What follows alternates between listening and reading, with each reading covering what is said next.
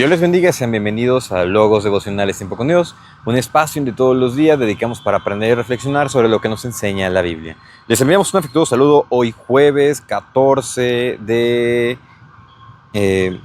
mayo en este devocional diario. Y es un gusto que nos estén acompañando, agradecemos de igual forma cada uno de los comentarios, el que nos escriban. Les agradecemos.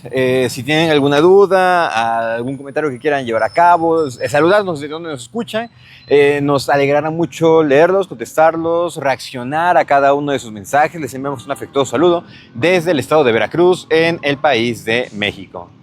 De igual forma, les invitamos a que puedan revisar todo el material a disposición. Contamos con devocionales, podcasts, predicaciones, música, entrevistas, cápsulas, de todo un poco que sea de bendición y edificación para cada uno de nosotros.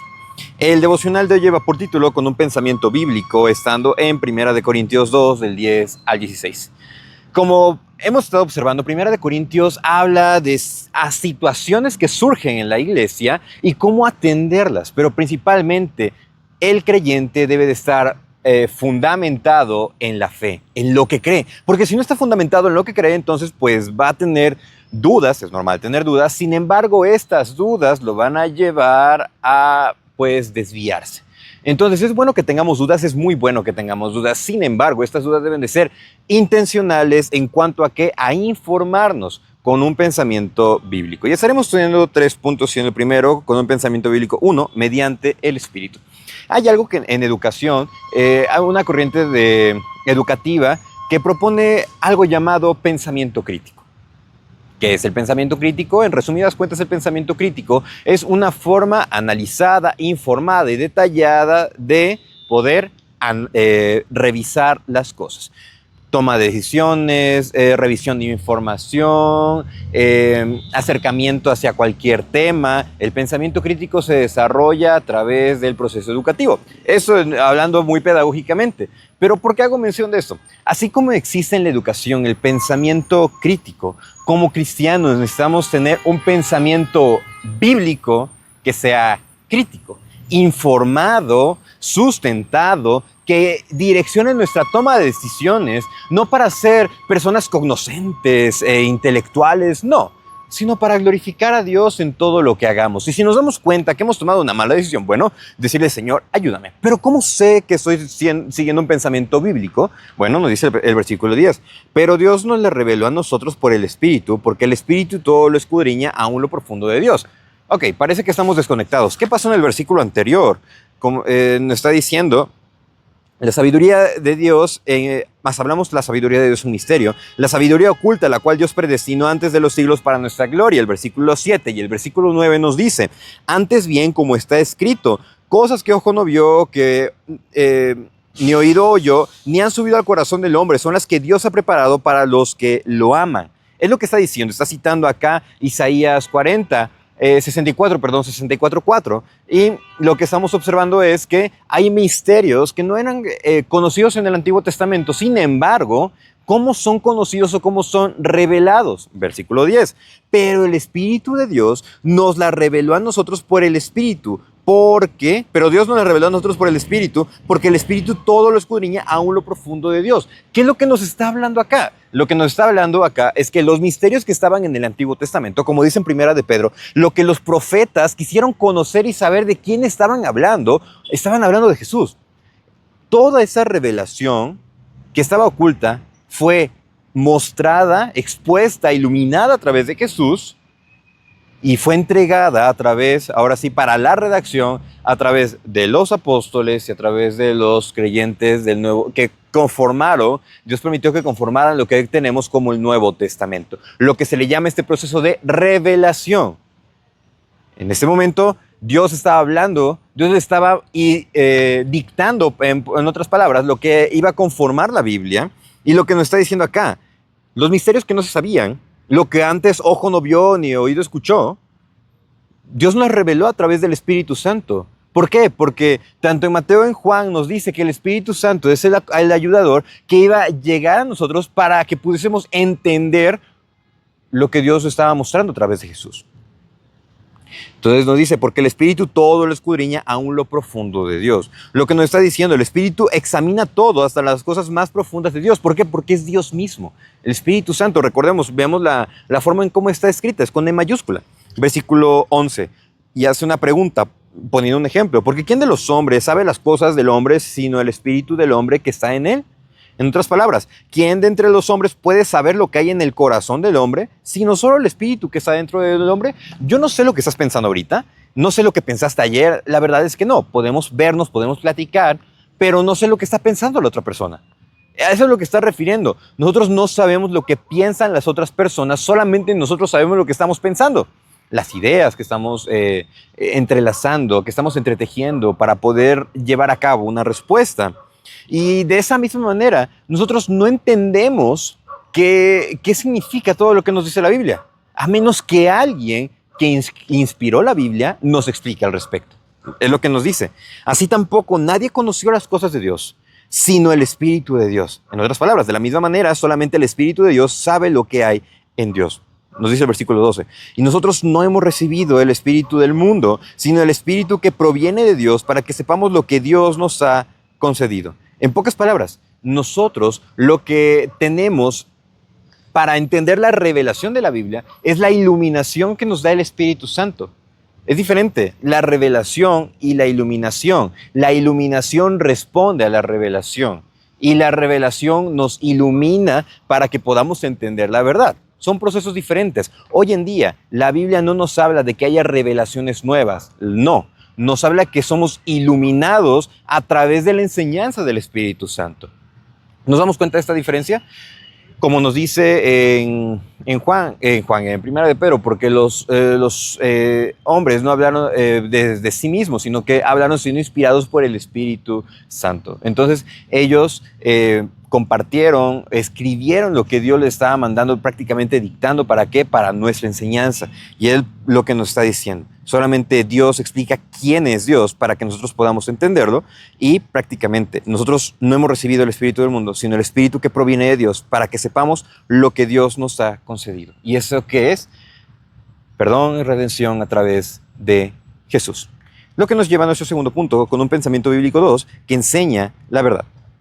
Nos dice el versículo 13, lo cual también hablamos. ¿Qué es lo que hablamos? La inspiración que tenemos, la iluminación que está en la revelación. Versículo 13, lo cual también hablamos, no con palabras enseñadas por sabiduría humana. No les estamos hablando de la Biblia, no les estamos hablando de la inspiración bíblica, de la iluminación bíblica, no les estamos hablando de acuerdo a nuestros procesos cognitivos, o sea, nuestros procesos reflexivos de entendimiento y de aprendizaje. No le estamos hablando porque hayamos desarrollado el pensamiento crítico, hasta lo mejor y seamos seres iluminados. No es eso. Entonces, ¿qué es lo que está diciendo? No les hablamos con sabiduría humana, sino con las que enseña el Espíritu, acomodando lo espiritual a lo espiritual. Así que no le estamos hablando de cosas terrenales, le estamos hablando de cosas que son relacionadas o son de mayor injerencia en lo espiritual. ¿Y qué es lo espiritual? Bueno, todo lo relacionado con Dios y la salvación. Entonces, cuando estamos hablando de la salvación, del perdón, de la gracia, de la misericordia, de la redención, pues estamos hablando de cosas espirituales, porque no lo vemos de manera física, sino que es una obra que surge a través de la fe. Somos salvos a través de la fe. Versículo 14. Pero el hombre natural no percibe las cosas que son del Espíritu. No percibe las cosas que son del Espíritu de Dios, porque para él son locura y no las puede entender porque se han de discernir espiritualmente. Entonces, si estamos desarrollando un pensamiento bíblico, lo vamos a hacer mediante la obra del Espíritu. ¿Y dónde está la obra del Espíritu? En la Biblia. Cuando leemos la Biblia, cuando la revisamos, cuando la estudiamos, el Espíritu Santo es aquel que está con nosotros, acompañándonos, revelándonos, y cuando estamos en algún momento de prueba, es aquel que está con nosotros para poder salir a flote, para poder recordar aquellas enseñanzas que nosotros debemos de aplicar en el momento específico. Ahora, el pensamiento bíblico también lo que nos lleva es a enseñar la verdad, es aquel que nos enseña a creer en que Jesús es el único camino, es la verdad y la vida, es aquel que nos da perdón, nos da salvación, nos da redención y nos llama a vivir una vida santa, una vida agradable para Él. Y es lo que nos dice acá, no está menoscabando a nadie, pero está planteando la realidad, el entendimiento de las personas. Es de acuerdo a la forma en cómo vive. Entonces observamos esto, el pensamiento bíblico mediante el Espíritu, pero también que enseña la verdad. Y lo que nos lleva a nuestro último punto, con un pensamiento bíblico 3 y filtros correctos. Cuando nosotros vamos a tomar una decisión, lo sometemos a juicio. Podemos preguntar, podemos revisar.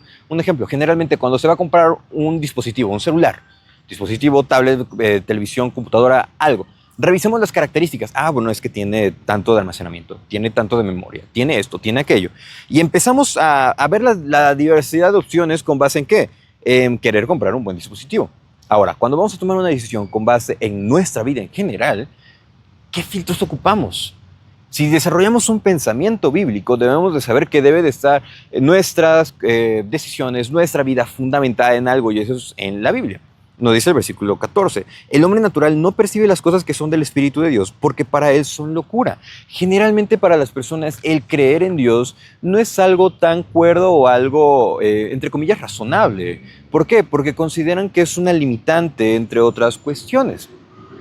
Los escuchamos, vale, pasa nada, es lo que están pensando. Sin embargo, la realidad es otra. Versículo 14, y no las puede entender, porque se han de discernir espiritualmente. Debemos no de dejar de pensar, rendir nuestro orgullo, no intelecto, orgullo, para poder aprender lo que la Biblia nos enseña y lo que demanda de nosotros, un corazón entregado, un corazón que se rinde únicamente a Dios.